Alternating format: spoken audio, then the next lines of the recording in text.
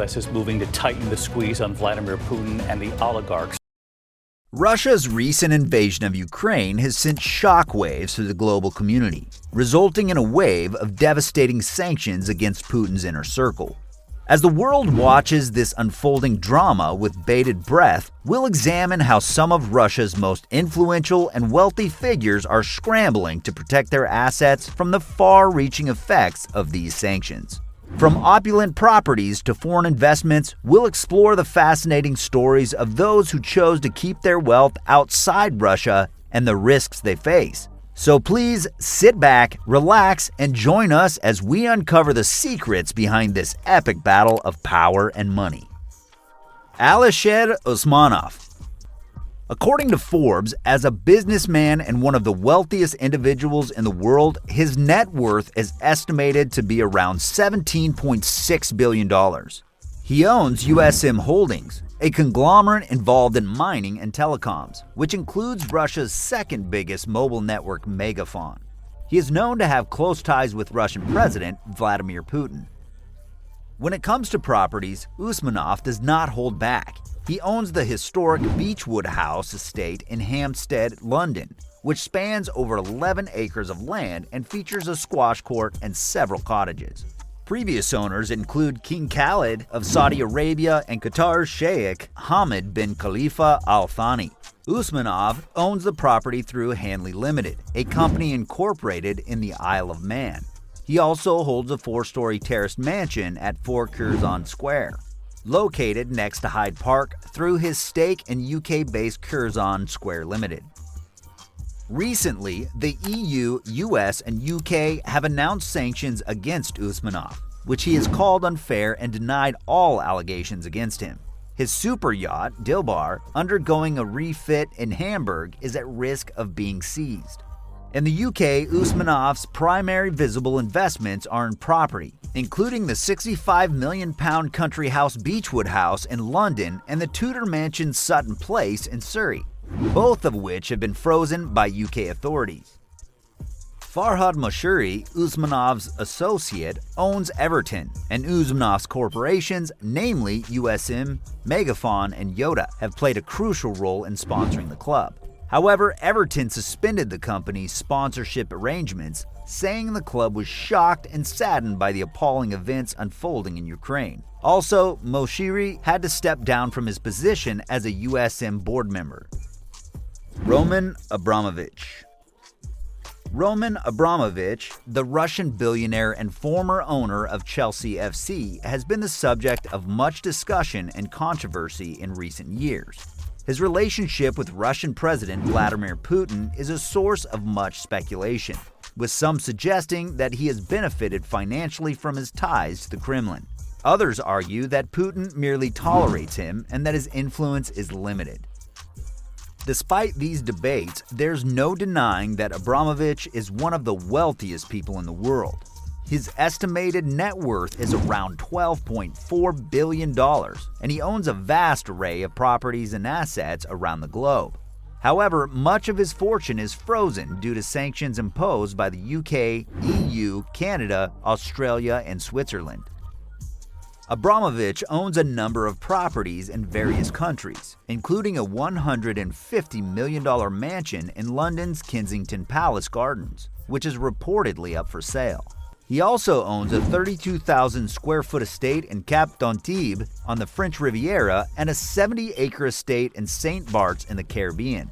In the Americas, he holds a nearly 13,000 square foot mansion in Snowmass, Colorado, and a lakeside property in Salzburg, Austria. However, some of these properties have been frozen by authorities due to the sanctions.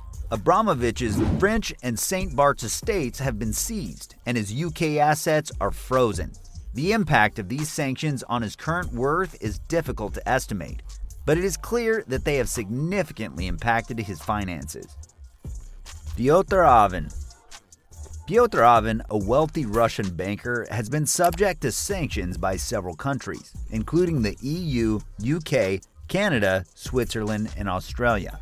Avin holds dual citizenship in Russia and Latvia and owns properties in various countries, including the UK, Italy, Switzerland, and Latvia. His estimated personal wealth is around $160 million. Oven's relationship with Russian President Vladimir Putin has been a subject of interest. Oven was a member of the board of directors of Alfa Bank, a prominent Russian commercial bank, which billionaire Mikhail Fridman co-founded. Putin is said to have close ties with Fridman, and it has been suggested that this association may have influenced Oven's relationship with Putin. Oven's personal wealth has been the subject of media attention due to his lavish properties in various countries. One of his most notable properties is Ingliston House, a large estate in the exclusive Wentworth estate in Surrey, England. The property is worth an estimated $29 million and includes a gym, saltwater pool, and 18 rooms. Oven reportedly installed sophisticated security measures, including electronic fencing, a guardhouse, and a bomb-proof shelter to protect the property. Due to the sanctions on Oven's assets, his current worth is unknown. However, his properties in various countries have been affected. The freezing and seizure of his properties in Italy and Switzerland indicate the severe consequences of international sanctions. Oven has not made any public comments regarding the sanctions on his assets. Oleg Deripaska. Oleg Deripaska is a Russian businessman with an estimated net worth of $1.4 billion, known for owning several high-end properties worldwide. In the United States, he holds a 5-story home in New York City, a townhouse in Manhattan, and a mansion in Washington, D.C. However, these properties are owned by Delaware-based entities, as the U.S. Treasury Department froze its assets in 2018. In the United Kingdom, Deripaska previously owned Hamstone House, a luxurious estate in Surrey, which was transferred to his ex-wife Polina Yomasheva. He also holds a 7-bedroom residence on Belgrave Square in London and an adjacent mews house. In Europe, Deripaska owns a hilltop mansion with 2 neoclassical marble palaces in Montenegro, a villa with a swimming pool in Cyprus, several properties across France and Italy, and the 15,000 square foot Villa Hercules in Saint-Tropez. He also owns the 5-star Aurelio Lech ski hotel in Lech, Austria, through his cousin's Russia-based Ghost Hotel Management LLC. However, French authorities have frozen one of his Paris homes and the Courchevel properties. In 2018, the United States imposed sanctions on Deripaska and several of his companies, including Ian Plus Group, a green energy and metals company that Deripaska founded.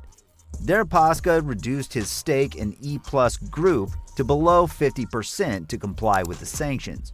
When the UK announced its sanctions on Deripaska, it described him as closely associated with Putin.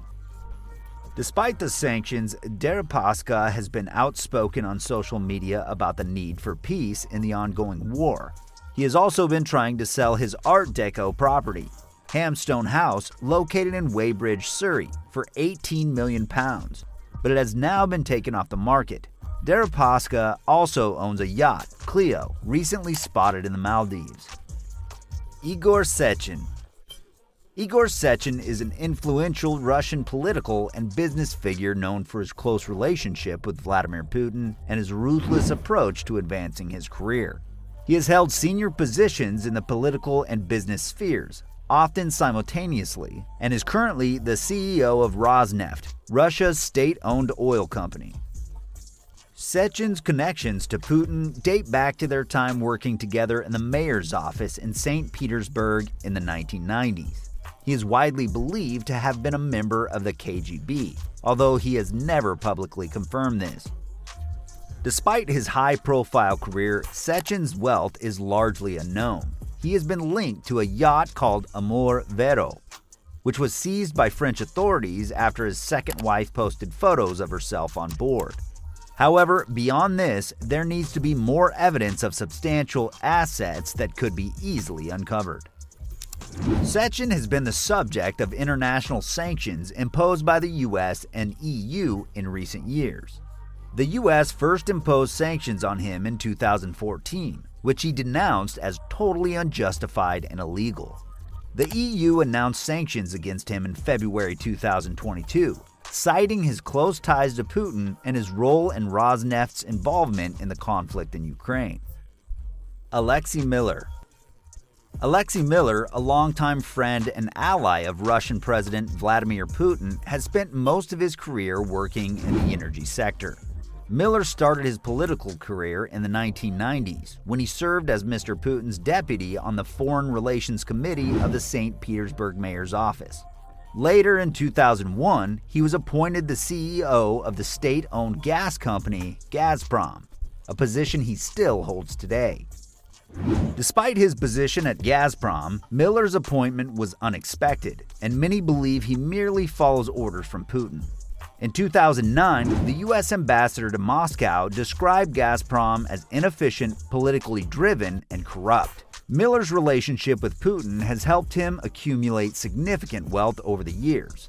However, it is difficult to determine his net worth due to a lack of information about his assets. Unlike many of his wealthy colleagues, Miller does not appear to have easily traceable assets outside Russia. In 2018, Miller was added to the U.S. sanctions list in response to Russia's annexation of Crimea. However, instead of being upset about the sanctions, Miller expressed pride in being included on the list, stating that it meant he was doing everything right. The UK and US, among other countries, have resorted to imposing sanctions on Putin's closest confidants, targeting their properties, sponsorships, and partnership deals, among other things. This move intends to send a message to Putin that his actions are unacceptable and that he should reconsider his aggressive stance towards Ukraine. It is an exciting example of how global politics can have real-world consequences on individuals, even those at the top of the power pyramid.